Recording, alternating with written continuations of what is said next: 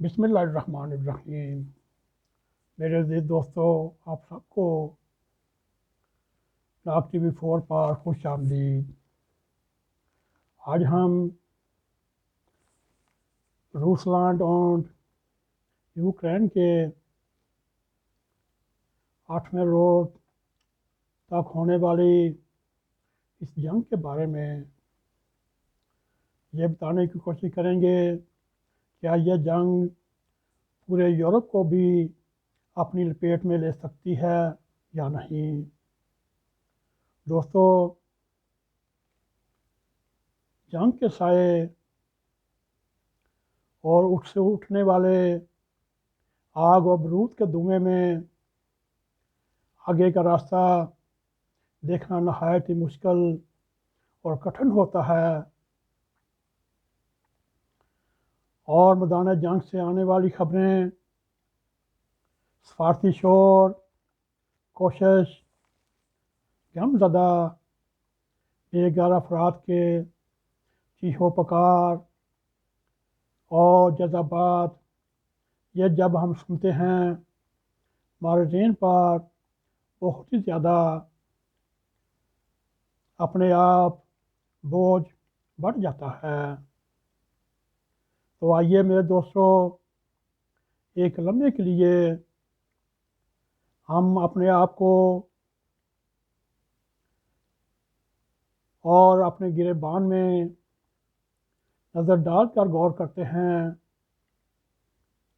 کہ کیا یوکرین کی جنگ پورے یورپ کو اپنے لپیٹ میں لے سکتی ہے یا نہیں، یا اور کیا منظرنامے سامنے آئیں گے جن کے سیاستدان اور عسکری ماہرین اور منصوبہ بند جائزہ لے رہے ہیں، اور بہت ہی کم لوگ ہوں گے جو اعتماد کے ساتھ آنے والے وقت کی پیشین گوئی کر سکیں گے۔ لیکن ہم ایک ہلکا سا جائزہ لینے کی کوشش کرتے ہیں کہ وہ یورپ بھر میں اس جنگ کی لپیٹ میں آ سکتا ہے یا نہیں۔ آئیے یہ تھوڑا سا جائزہ لینے کی کوشش کرتے ہیں۔ یوں بھی یہ ممکن ہو سکتا ہے یہ جنگ یوکرین کی سرحدوں سے باہر آنے کو نکل آئے، اور اس وقت روس کے صدر پوتین، سابقہ اسپیس یونین کے دو ریاستیں مولدووا اور جارجیا میں بھی فوج بھیج کر روس کو فتح دلانے میں اور اپنے آپ میں شامل کرنے کے لیے یہ کوشش کریں گے، کیونکہ یہ دونوں ریاستیں ابھی تک نیٹو میں شامل نہیں ہو سکیں، اور روس کی کوشش ہوگی ان حصوں کو بھی دوبارہ حاصل کرنے کی کوشش کی جا سکتی ہے جو یورپ کے ساتھ اس کے حصہ دار نہیں، یا پھر یہ غلط اندازوں کے باعث بھی جو اس وقت جنگ کی شدت ہو رہی ہے مزید بڑھوتری آ سکتی ہے۔ صدر پوتین یوکرین کے مغربی ممالک کی جانب سے ہتھیاروں کی فراہمی کے عمل کو بھی روس کے اندرونی معاملات پر الزام لگا کر جارحیت قرار دے سکتا ہے، اور وہ اس کے نتیجے میں جوابی کارروائی کر سکتا ہے۔ وہ نیٹو اتحاد کی رکن لیتھونیا یا بالٹک ریاستوں میں فوج بھیجنے کی بھی دھمکی دے سکتا ہے تاکہ وہ روسی ساحلی علاقے لیننگراڈ کے ساتھ زمینی راستہ اور رابطہ قائم کر سکے۔ دوستو، اس وقت یوکرین اور رشیا کی فوج کے درمیان زبردست لڑائی ہو رہی ہے۔ وہ ہیرسون کے شہر پر قبضہ کر چکا ہے اور ماریو پول پر تابڑ توڑ حملے کر رہا ہے۔ اس کی کوشش ہے اس شہر کو بھی فتح کر لیا جائے۔ دوستو، اور صدر پوتن انتہائی خطرناک بھی ہو سکتا ہے اور نیٹو کے ساتھ جنگ کے خطرات کو بڑھا بھی سکتا ہے، اور یوں نیٹو کے فوجی اتحاد کے چارٹر یا لائحہ یا رہنما اصول 5 کے تحت ایک رکن پر حملہ سب پر حملہ تصور کیا جائے گا۔ میرے عزیز دوستو، یہ سوچنے والی بات ہے۔ اگر روس لتھونیا پر قبضہ کرتا ہے، وہ لتھونیا یورپی یونین کا ایک ممبر ہے، اور انہوں نے فیصلہ کیا ہے اگر کسی ممبر رکن پر حملہ کیا جائے وہ پورے یورپ پر حملہ تصور کیا جائے گا۔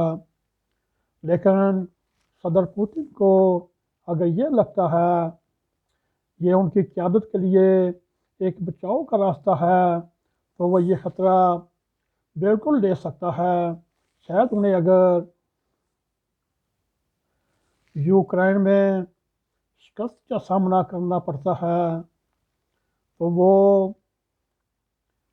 اور غصے میں آ کر زخمی شیر کی طرح وہ اپنے آپ کو اور رشیا کو آگے بڑھانے کا لالچ کر سکتا ہے۔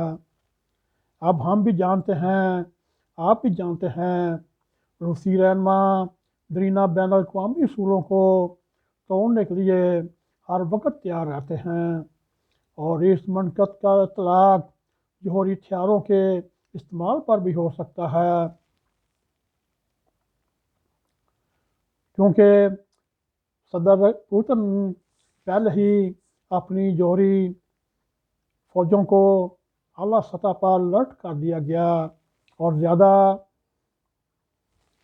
تر تجزیہ نگار اس شک میں ہیں ہو سکتا ہے اس کا مطلب ہے وہ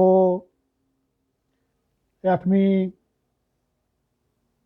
قوت کا استعمال کر سکے۔ اگر وہ بڑے آرام سے یوکرین پر قبضہ کر لیتا ہے اور پرو روسلینڈ حکومت قائم کر دیتا ہے، روس ادھر سے ہی واپس چلا جائے گا۔ اور میرے عزیز دوستو، یہ ایک یاد دہانی ہے جو آپ کو میں کروا رہا ہوں۔ روسی نظریہ میدان جنگ میں ٹیکنیکل جوہری ہتھیاروں کے ساتھ ممکنہ استعمال کر سکتا ہے، اور اس کی اب بھی سفارتی کوششوں پر کوشش ہو رہی ہے۔ یوکرین کے درمیان اور روس کے درمیان مذاکرات ہو رہے ہیں۔ دوستو، ہم نے آپ کے سامنے ایک آج کے 8ویں روز جنگ کے بعد یورپ کے ساتھ جنگ ہو سکتی ہے نہیں، یہ آپ کے سامنے ہلکا سا تجزیہ پیش کیا۔ امید ہے آپ کو ہمارا یہ بھی تجزیہ پسند آئے گا۔ اگر پسند آئے اس کو لائک بھی کریں، شیئر بھی کریں، اور کمنٹ سیکشن میں جا کے اپنا اظہار خیال کرتے ہوئے N.a.q TV 4 کو سبسکرائب کریں، اور جاتے جاتے بیل آئیکن کے بٹن کو کلک کریں تاکہ ہماری تازہ ویڈیو آپ تک پہنچتی رہے۔ اسی کے ساتھ ہمیں اجازت دیں۔ السلام علیکم ورحمۃ اللہ وبرکاتہ۔